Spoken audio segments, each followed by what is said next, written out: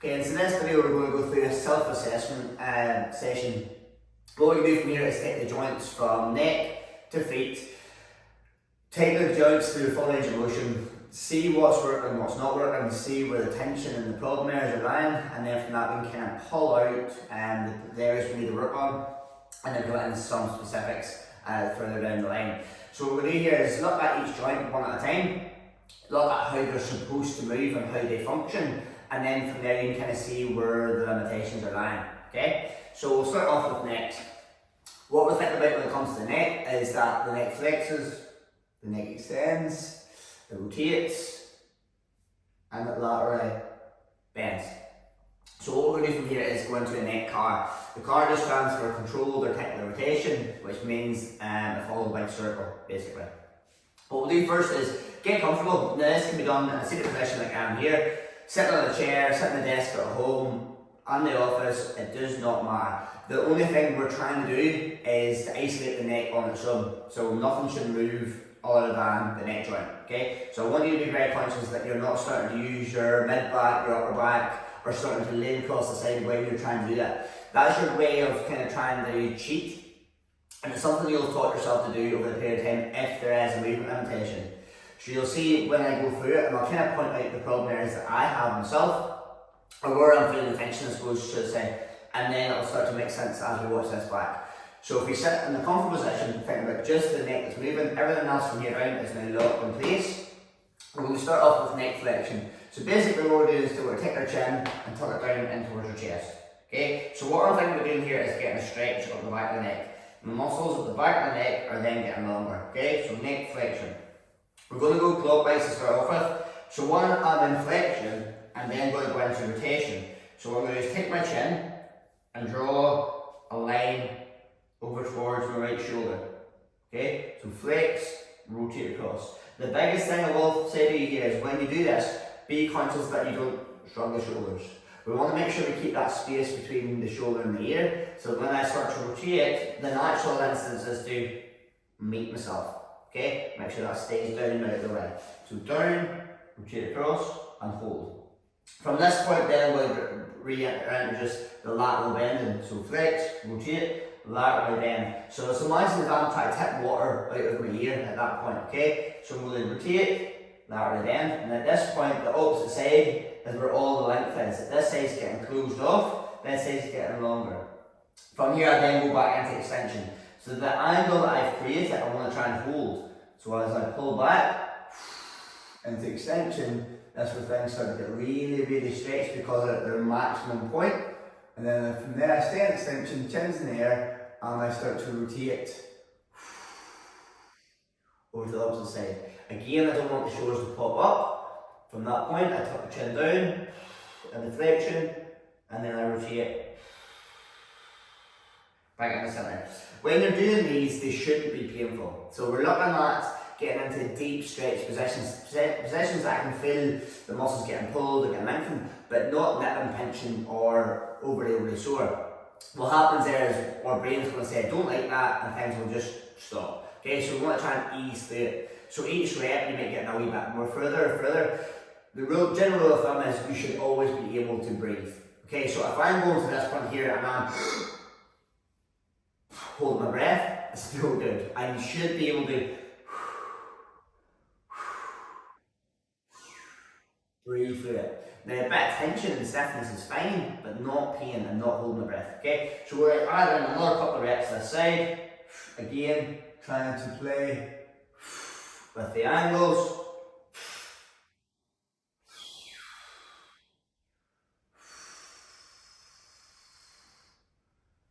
And then relax, and then go to the opposite side. So when I'm doing these, remember, it's trying to get into the new positions. If I just do this, which may look the same as some of you, but that's already a position an area that I already possess range of motion in.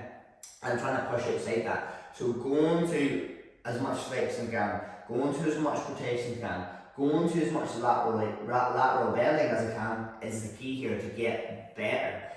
I can already do this quite well. I'll just get really efficient at doing that. I want to be able to do that, if that makes sense. So we'll opposite way now, flex, rotate, laterally bend. So you'll see here that my left hand side is a little bit tight. From here, my alarm bells are starting to go, okay, note it, tighter on one side. Why is that? Then I can start looking at that as we go through the next process. And this could be a poor night's sleep, it could be from your training, it could be from old injuries, it could be compensation that you've developed at some point. Why it's happening is what we're trying to figure out. And that's how we can fix it, how we can get better. Okay, so once the neck's done, then it'll be down the shoulder. So neck, lay down the shoulder. We do the same exact same idea. We think about the shoulder joint, how it functions. The shoulder joint flexes, it extends, it abducts, and it rotates. Okay, so it is a shoulder car. Same idea. Again, it doesn't matter where you do these from. You can do them standing up, sitting down, from a desk. It doesn't matter. The whole point is that I just try and isolate the shoulder and not let anything the rest of the body move. Same idea. I'm going to look straight ahead, and the only thing that's going to move now is the shoulder. Now, try and keep an eye on my elbow joint and my bicep when I do this, okay? Because when I go to rotate, a very, very easy compensation to make is that I will turn my wrist, but not turn the shoulder. If I turn the elbow and the bicep muscle, the shoulder has to rotate. So I can cheat a little bit here. Very easy to do, but I want you to be conscious of that. So start off with flexion. Everything looks straight ahead, and we're going to come up into the overhead position as far as I can. At some point you'll get a block point.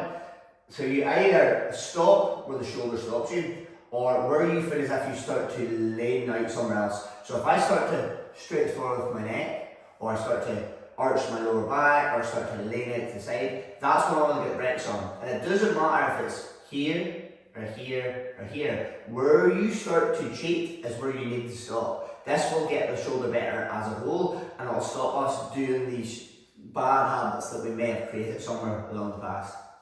So when I get into shoulder flexion, I'm going to hold that position. For me to go for the next stage, I have to internally rotate the shoulder. So basically what that means is I'm going to turn this in towards my torso. So again, if you watch my bicep muscle, the tattoo is in the elbow joint, I'm going to turn it in towards the floor, that way. So I'm internally rotating. That allows me then to push back into extension. I'm trying to keep as tight angle onto my body as I can. As I come down, I keep rotating in the way until I finish doing my hip. Now I'm fully rotated in. Now this is where if you've got shoulder issues, you may start to feel pinching, popping, cracking, clunking. We want to be careful here, we're not trying to push through any pain bars. So again, if I get to here and it's getting tight, that's where I stop. I don't try and push beyond that. Eventually it will smooth out, but we need to practice that. For me to go back the way, I go back into extension first until I hit my jumping block. You may feel your tricep look up, you may feel a bit of tension at the front. I pause there. For me to come back up, I have to go into external rotation. So I'm turning the bicep muscle back out the way, behind myself. So rotating back, and that allows me to pull back, up and round, and finish down where I started. So it's flex, internal rotate, that pulls me back and then round. I go back into extension, then external rotate, and back up round. Now again, I could do this, but what happens is, this is a position that I already possess, okay? There's no extra rotation going on there. I'm literally just, and you see here, I'm actually using my torso to create that little bit of a shift. I want this to be as isolated as I can, and when you do these properly, you will feel the difference in the two.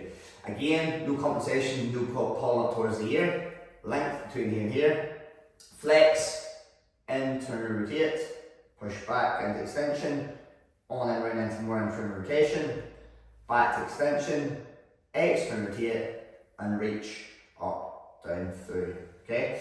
And then same again on the opposite side. For the camera, flex, internal rotation, push back and extension, back into extension, external rotation, up, and then through. Again, make sure I don't rotate away from the pelvis. Up, rotate and reach back out round, keeping that down, back, and what you may feel over here is the movement at the back of the shoulder blade, which is brilliant. Okay, from there, shoulders are now kind of checked out, and again you can kind of see where the stiff areas are, what angles are, and where we need to kind of put some work on TLC into. We'll move into our spine next. So spine, we're looking at flexion of the spine, extension of the spine, so that way and that way, but also rotation of the spine, okay? We'll do this a couple of different ways. I'll start off with some spinal and flexion extension movements and then some rotational movements, okay? So what we'll do is, on all fours, again you can do this standing up at a desk or wherever you feel comfortable. We'll start from top and work right down, and then we'll come from the way down and work way up the top. And it's to teach us how to kind of separate the back. Okay, this will take practice, but the more you practice it, the better your spine's going to feel. What I'll do first is I'm going to tuck my chin down as I'm going to try and up between my legs. Not looking for any pain, just a comfortable range that I can get into. Pause. I'm then going to push my shoulders up through the ceiling.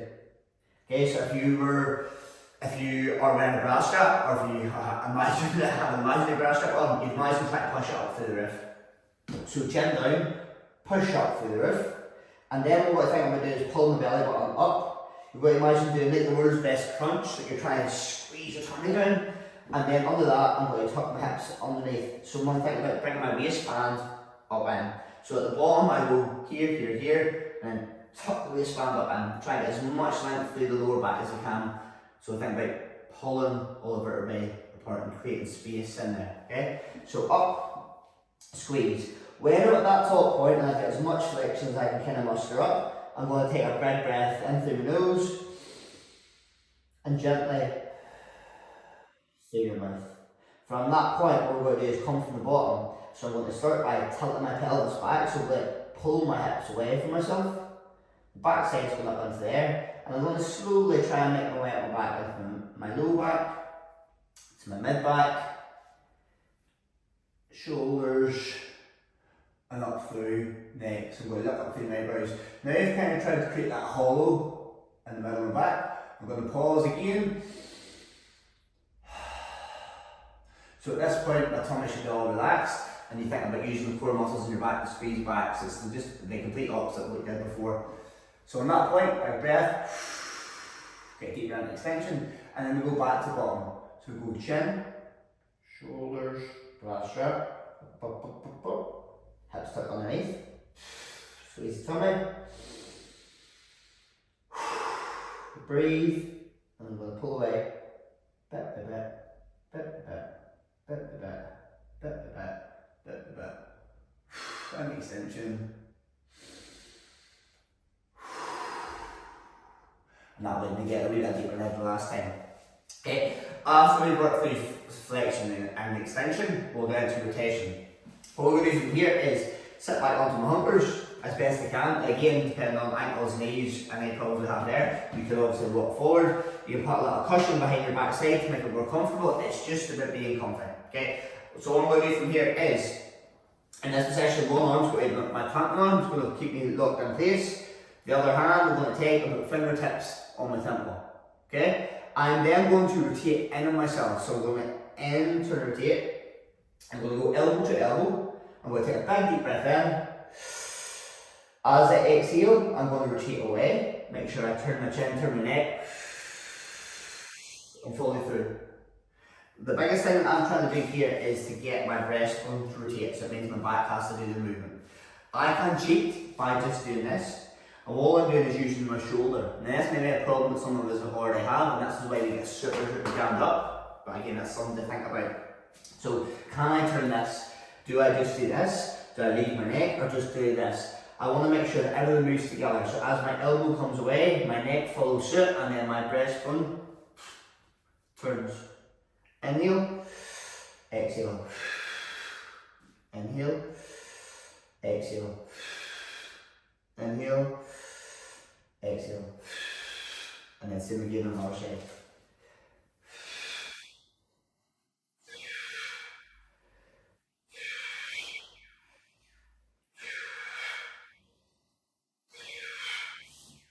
Right up. After that, we're going to go into hips. So what we're going to look at here is the hips going through hip joint. So it goes through flexion, hip goes through flexion, it goes through extension. It can abduct, and it can interrotate and external rotate. So we're going to do this, we're going to do a hip car, so again it's a big hip circle as such. Again, we can do these loads of different ways. For the sake of the video, I'm going to do them in a side lying position and an all fours position. Okay? So depending on how strong they are will determine what stage to do them at. Again, this will come through the extra videos. So we'll start in the all fours position. One thing we're trying to do is keep everything else locked in place, so it's just the hip that's working. So what you think about here is back stays nice and relaxed, hips tucked underneath, and what I think we're trying to do that kind of crunch from the tummy. So we're going to hold core nice and tight to try and isolate it. Left leg's going to do the work, and I have to be strong through my arms so I don't kind of lean and cheat. What we'll do first of all is we're going to lift the knee just slightly off the floor. Again, I have to hold myself in place. And we're going to go clockwise fashion first. So I'm going to pull back into extension. I'm going to rotate, so I'm going to turn the knee out the way, so I'm trying to open my leg out. And then I'm going to come up, bend round, that's the extra rotation, and then round. From there I have to go the opposite way, so I'll come forward in the flexion, I'll pull out and rotate out and round. Okay? Now what I can do here is just swing around, but I'm trying to exaggerate it like I did with the shoulders. So what I do from here is lift off, I'm going to pull back, I'm going to turn the foot in, turn the out, that's extra rotation the hip. As I come up, bend round in the hip flexion, I then come forward in the hip flexion, I'm going to turn the foot out and the knee in, and that pulls me into a rotation as I come out and sweep out over the fence. Okay, what I can do if that's too hard to hold is be at the side lying position. Get comfy, lie on your side, head on around like a pillow or put a pillow below your neck if it's too stiff. It doesn't matter what point you're at, it's about being comfortable at this stage. Same idea, top guys going to work. So we're going to go back into extension, open up the thigh basically, open up that gap, lift up, rotate the foot through and the knee back, and then up and over the fence until the knees meet each other. The opposite way then, forward, up, rotate the knee in and the foot back, and then right round. So we're just, that's the whole point of exaggerating that circle. So again, I can do this, but I've already mastered that skill. I want to try and get better at that skill and isolate all the points. So I want to try and 1 point, 2 points, 3. You see what I mean? And then come forward, 1 point, up 1 point, rotate, next point, and then back and round. It is hard, I will take practice, but when we do master that, the difference that will make is unbelievable. So practice that one and slow it way down. After we've done those, we can kind of look at elbows and wrists together. So what we do is, again, comfortable position, palms facing out, I'm going to squeeze my fist. I'm going to then do the bird's nest bicep curl. I'm going to rotate my forearm away. I'm going to push away, squeeze triceps. Rotate in again. Curl, rotate.